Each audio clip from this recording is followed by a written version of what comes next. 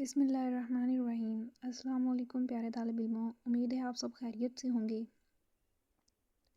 تو آج ہم پڑھنے والے ہیں مرزا غالب کے تیسرے خط کی تشریح۔ میر سرفراز حسین کے نام جو تیسرا خط ہے مرزا غالب کا، اس خط کی تشریح پڑھیں گے۔ آپ سب سے گزارش ہے پلیز چینل کو سبسکرائب ضرور کر لیجئے گا۔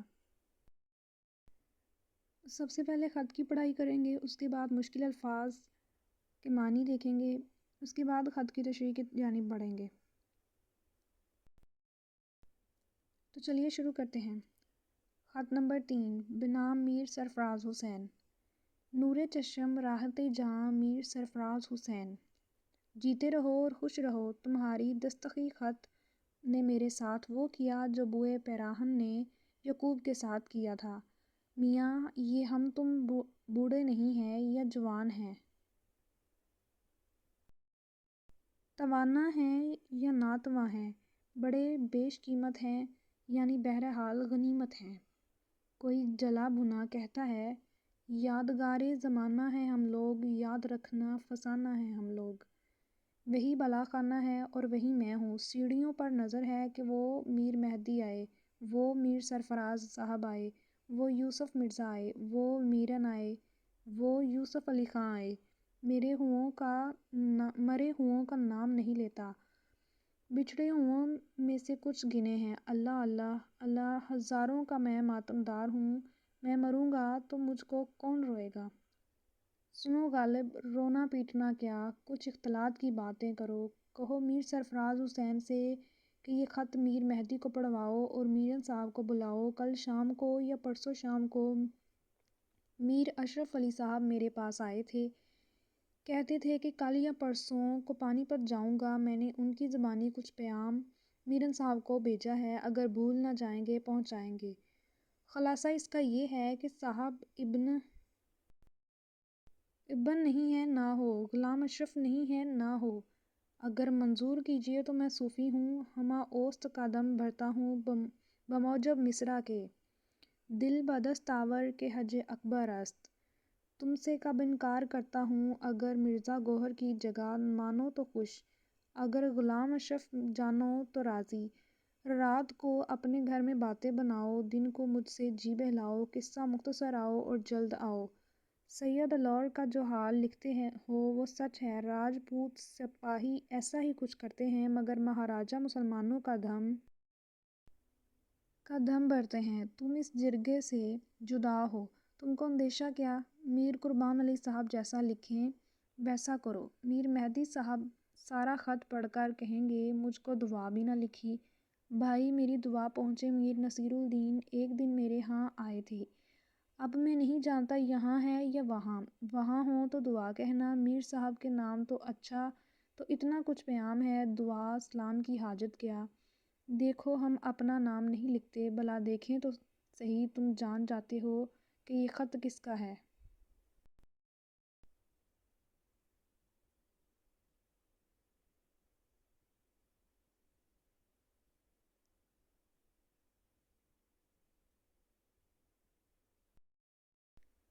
چلیے تشریح کرتے ہیں۔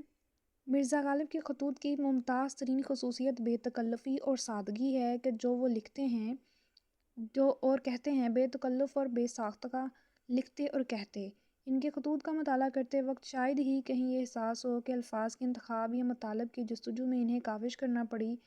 برات یہ محسوس ہوتا ہے کہ ان کے خطوط میں نظر آنے والے تمام نام الفاظ عامیانہ گفتگو کی تحریری شکل ہیں۔ عام ادبی بول چال کا سہارا لے کر کہہ سکتے ہیں کہ مرزا کے اردو خطوط سراسر آمد تھے۔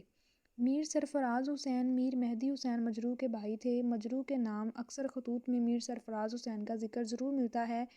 اس خاندان کے ساتھ دوستی علمی بنیاد پر استوار بنے ہیں، کیونکہ میر مہدی حسین مجروح اہل ذوق اور سخنور شخصیت ہے اور مرزا کے قریب دوستوں میں سے ایک ہے، جبکہ میر سرفراز حسین کے مذہبی لگاؤ نے غالب کو متاثر کیا ہوا ہے۔ غالب کا یہ خط سر تا پا اپنائیت اور خلوص کا مظہر ہے۔ مرزا غالب نے اس خط میں اپنی دلی لگاوٹ اور اپنے التفات کا اظہار کیا ہے کہ وہ اپنے دوستوں سے دور ہونے کے بعد کس طرح کی بے تابی کا شکار ہے۔ خط کا آغاز اپنے دیگر خطوط کی طرح القابات سے کرتے ہیں اور میر سرفراز حسین کو اپنی آنکھوں کی روشنی اور دل کے سکون دینے والا قرار دیتے ہوئے زندگی اور خوشی خوشی کی دعائیں دیتے ہیں۔ میر سرفراز حسین کی طرف سے ملنے والے دستخطی خط کو بوئے پیراہن کے ساتھ دیتے ہوئے اپنی خوشی کا اظہار کرتے ہیں۔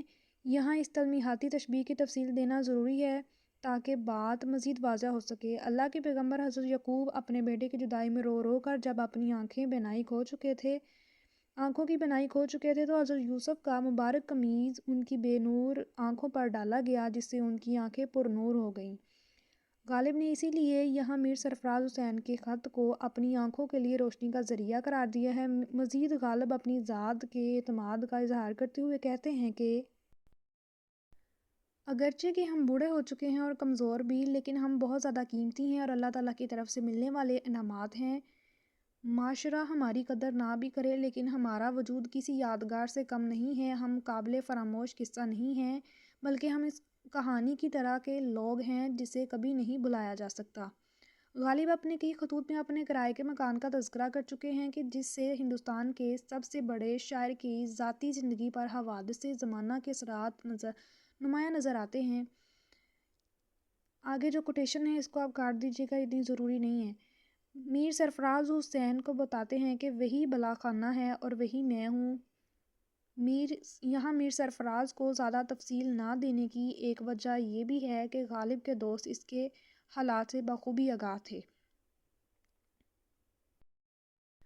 اپنے دوستوں سے ملاقات کی خواہش اور انتظار کے متعلق آگاہ کرتے ہوئے لکھتے ہیں کہ میں دن رات ان کے رستے پر آنکھیں جمائے بیٹھا ہوں کہ وہ میر سرفراز آئے، وہ مرزا یوسف آئے، وہ میرن آئے، وہ یوسف علی خاں آئے۔ غالب اپنے مرے ہوئے دوستوں کا نام لینے سے اجتناب کرتے ہوئے کہتے ہیں کہ صرف انہی کے نام لیے ہیں جو مجھ سے بچھڑ گئے تھے۔ 1857 کی جنگ آزادی نے غالب سے اس کے کئی دوست چھین لیے۔ ان کا غم غالب کو آخری عمر تک رہا تھا۔ یہاں بھی کہتے ہیں کہ میں نے خود سے بچھڑنے والے ہزاروں دوستوں کا ماتم کیا ہے، لیکن مجھے یوں محسوس ہو رہا ہے کہ میں جس طرح کی تنہائی کاٹ رہا ہوں میرے مرنے کے بعد مجھے کوئی نہیں روئے گا۔ ایک جگہ غالب نے کہا تھا، ہوئے مر کے جو ہم رسوا ہوئے کیوں نہ کر کے دریا، نہ کبھی جنازہ اٹھتا نہ کہیں مزار ہوتا۔ اگلی عبارت میں غالب اپنی دلی کیفیت کو چھوڑ کر اپنے دوست سے مقصد کی بات کرنے کی خود غلامی کرتے ہیں اور خود کو سمجھاتے ہیں کہ یہ رونے دھونے کی باتیں چھوڑو، اپنے دوست سے میل جوئی کی باتیں کرو اور میر سرفراز حسین سے کہو کہ یہ وہ خط اپنے بھائی میر مہدی کو پڑھائے، میرن کو بلائے اور یہ بھی بتایا کہ غالب کا خط آیا ہے۔ وہ اپنے دوستوں سے ملنے کے لیے بہت بےتاب ہیں۔ غالب اپنے دوست میر اشرف علی کے ہاتھ پانی پت بھجوائے گئے پیغام کا تذکرہ کرتے ہوئے اس پیغام کو اختصار سے اس خط میں بیان کرتے ہیں کہ کہتے ہیں، میں اپنے دوستوں سے ملنے کے لیے اس قدر بے چین ہوں کہ میرے دوستوں نے مجھ سے مل کر میری اضطراب بھی دور کرنی ہے اور یہ اضطراب کی دوری میرے لیے کسی احسان سے کم نہیں۔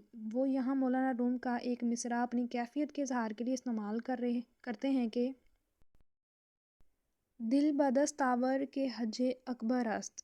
اصل شعر یوں ہے، دل بدست آور کے حج اکبر است، از ہزاران کعبہ یک دل بہتر است۔ جلال الدین کا یہ شعر ہے۔ اس شعر کا مفہوم یہ بنتا ہے کہ کسی کا دل نہ دکھاؤ بلکہ اسے اپنے ہاتھوں میں رکھو کیونکہ کسی کا دل فتح کرنا سب سے بڑا حج ہے اور ایک دل ہزاروں کعبوں سے بہتر ہے۔ اس مصرعے کی مدد سے میر سرفراز حسین کو گزارش کرتے ہیں کہ وہ میری کیفیت ہر دوست کے سامنے پیش کرے اور ان سے مشاورت کر کے دوسرے دن کسی نہ کسی طرح میرے پاس آئے۔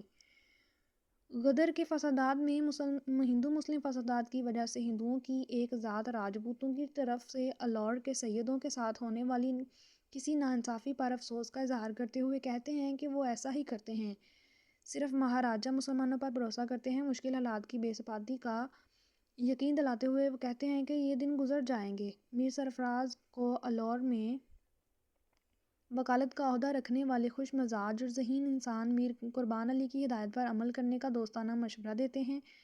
آخری عبارت میں اپنے دوست اور میر سرفراز حسین کے بھائی میر مہدی حسین مجروح کو سلام دیتے ہیں۔ میر نصیر الدین کی اپنے شہر آنے کی اطلاع دیتے ہیں کہ وہ کچھ دن قبل میرے پاس آئے تھے، اب پتہ نہیں اسی شہر میں کسی دوسرے دوست کے پاس ہیں یا واپس چلے گئے ہیں۔ ان کی واپسی سے لا علمی کا اظہار کرتے ہوئے کہتے ہیں اگر واپس ان کے پاس آ گئے ہوں تو ان کے نام بھی سلام اور دعا ہے۔